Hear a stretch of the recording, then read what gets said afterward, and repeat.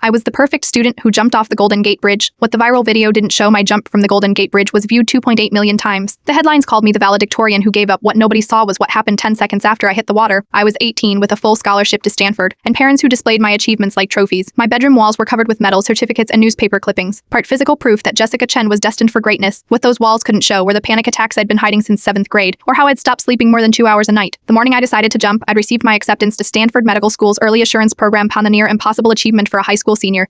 My mother immediately posted it on Facebook. My father called relatives in China. Meanwhile, I locked myself in the bathroom and vomited until there was nothing left. I'd spent 12 years building a perfect FAFSA sheet, perfect grades, perfect extracurriculars, perfect smile, and perfect photos, but inside I was collapsing. Each achievement only raised expectations for the next one. Each success made failure even more unthinkable. I left home that morning with my backpack full of textbooks as if heading to school. What could I possibly say? Sorely, I couldn't be perfect forever. The bridge was surprisingly crowded that Tuesday morning. A tourist asked me to take her family's photo. I did hand steady despite what I was about to do. I waited until they walked away, climbed over the railing, and let go. The fall took 4 seconds. I counted. The impact felt like hitting concrete. My body shattered. Pert, 3 broken ribs, collapsed lung, fractured vertebrae. But something happened in those 4 seconds of falling. Pert, a clarity I hadn't experienced in years. I didn't want to die. I just wanted to stop pretending to be perfect. As I sank into the freezing water, that realization burned stronger than the pain. I didn't want my life to end. I just needed my life to change. Only 1% of people survived the jump. I fought my way to the surface with broken bones and punctured lungs. A Coast Guard boat pulled me out within minutes. Pure luck that they were nearby on a training exercise. The video someone took of my rescue went viral before I even regained consciousness. Stanford-bound valedictorian jumps from Golden Gate. My final failure was now public in the hospital. My parents can look at me not from disappointment, but from devastating guilt. We didn't know, my mother kept whispering. Why didn't you tell us? How could I explain that their pride had become my prison? That I believed their love was conditional on my achievements. Recovery was brutal. Pert, physically and mentally lying to walk again while also learning to dismantle 18 years of perfectionism. My therapist helped me write a letter to my parents that took 3 weeks to finish. It began, I need you to love me even if I fail. I didn't go to Stanford that fall. Instead, I spent a year in intensive therapy working at a local bookstore and learning who Jessica Chen was beyond her achievements.